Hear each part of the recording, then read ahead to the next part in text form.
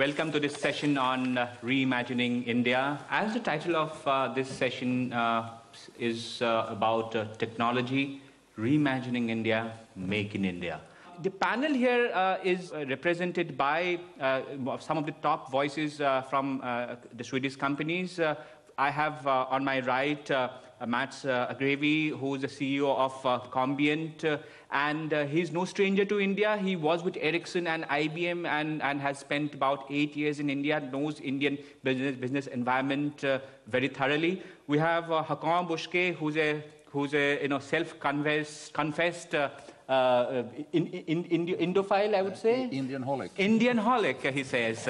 And he is pitching to sell one of the most advanced fighters that exists in the system, the Gripen, to both the Indian Air Force and the Indian Navy. We'll talk about that. We have with us Mr. Frederik Fexe, who is the Deputy CEO of Business Sweden. There are 170 Swedish companies in India. And as Palka said, Sweden is one of the most important partners for Make in India.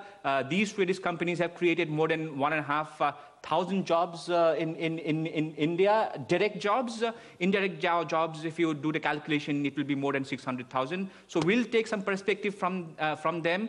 We also have with us a representative from Air India, which is our national carrier. It's a government-owned company, and yesterday, Air India started the first direct flight from Delhi to Stockholm. And I hope you guys take the flight back to Delhi and go and see what India is all about and come and invest in India. Let's talk about Industry 4.0 because as of now, even as we speak, in shop floors, machines are talking to each other in Europe, in Sweden, in US, under what is known as Industry 4.0 protocols. How does a country like India, how does an emerging market like India balance the need between competition and the need to also ensure that labor markets are not disrupted? Well, from my point of view, there's only one way to do it, especially for a country as India. And I totally acknowledge that there's a lot of challenges. Of course, the job market and also the poverty and there's a lot of things happening. But if you lift your mind a little bit, you can only embrace it. Because you have smart people, you have technology, and you have the market. The only way to do is to embrace Industry 4.0 fully. And there's a few examples. I mean, will it create less jobs, or will it take away jobs, or will it create less jobs? From my point of view, it will create new jobs.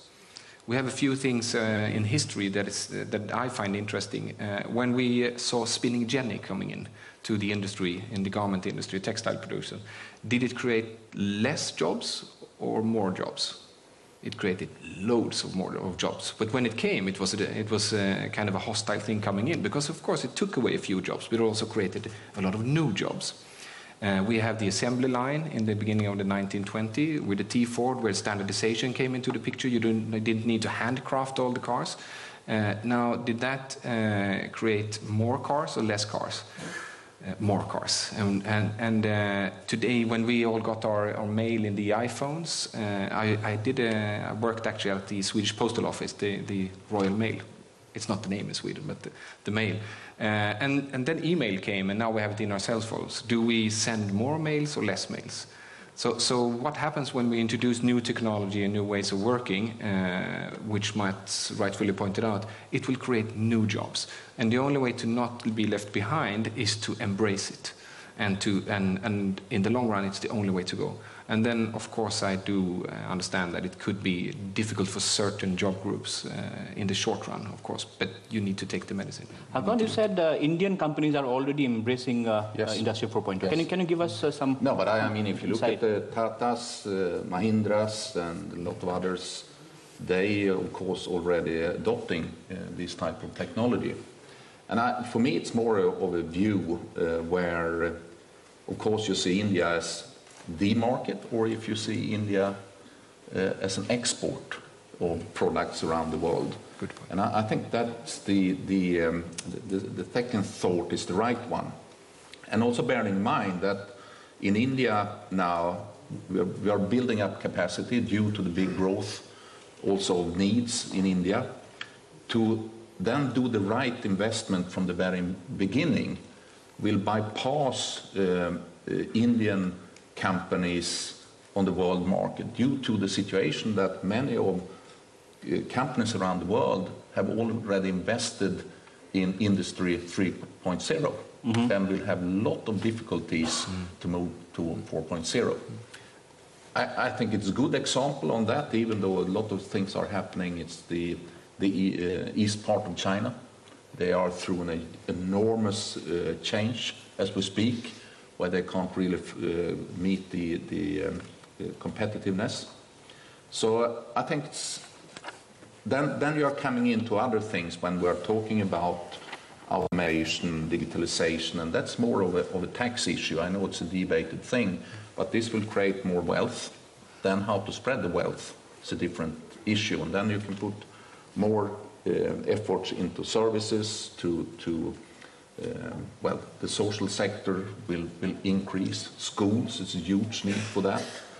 So, but if you have the engine, the industry, creating more jobs, I mean, there will be a lot of jobs needed still done by men and women. But if you create an efficient companies that could be on the world market, creating good economic growth for your nation, it will also create jobs in other areas. That's my belief. Right, Mats, you were in India for 8 years, right? And you have worked with Ericsson and IBM there. Going by your experience in that country, how capable are Indians in terms of adopting or leading the technological innovations when it comes to Industry 4.0? Does the capability exist in terms of institutional capability in India? I think for sure it does. And also now when we talk about Industry 4.0, I think you have to look at it from two perspectives. One is the one who is the user of it, the other one is the one who is the producer of it. And there is two different opportunities. And I mean, if we start with a user perspective of Industry 4.0, first of all, we don't drive digitalization of industry only from a cost and labor perspective. It is also because it makes it possible to launch products much faster than every time we have done before, because you get a much better efficiency. And secondly, you get a better quality as well. And you can do jobs in a better way than you can do with humans. So thereby digitalization in itself is a foundation for the new industry we have. But at the same time, I feel also that a lot of people believe that it will be factories without people. And I guess some of you probably, like me, have been and looked at the most automated car manufacturing plant, which I think is BMW in Germany. And there is certain processes which is using industry robots, but still you get amazed about how much work is done by people to put together a car. So I think from a usage perspective, I think it is a must in India to drive Industry 4.0 because it builds the competitiveness of your products and your industry. But at the same time as you do, you will create a lot of new jobs, which is coming on top. Which also means reskilling of people? Sometimes, but at the same time, I think Frederik, he talked about spinning Jenny. And I think if you look into the textile industry, that's an industry which is very hard to automate. That's a big opportunity still because it's a labor type of job. So I think it is about, if you look into the skill, if we talk about the usage point of view, I think you have three roles which is happening. I mean, one is more simple, if we can call a work simple, but more simple type of works, which assembly or you're working or you're putting things together, which our robots today can't do, right? And that's a big opportunity, and that will be growing. The more industry you get to India, the more of that kind of jobs you will get. The other part of that is the technical experts, and they need to be the super gurus, right? They need to be the best, and that is maybe a little bit a challenge, but it's not good enough to have an average technical person today. You need to have the best ones, right? But that group will be very important, and there I think India has a big opportunity with its background with so many IT companies. But the third one is a growing group, which is the business translators. And there, if you only look at the US now, I read a report about that they need about 2.5 million business translators in the coming decade. What are business translators? A business translator is a person who understands the business but can turn it into digitalization. So you live in two worlds, right? And that will be an extremely important group into the future because they are the one who will drive innovation. So coming back to where I started, I think for India, you have a huge opportunity to be a user of Industry 4.0, and that will attract companies to come to you because it is not only about robots, it is about labor still. So the combination of those two things makes India very competitive. The second opportunity for India is to be a producer of Industry 4.0. And with the industry and the knowledge you have in India, If you could work with countries like us in Sweden, understand more of maybe the industry domain expertise, you can also become a big producer of Industry 4.0.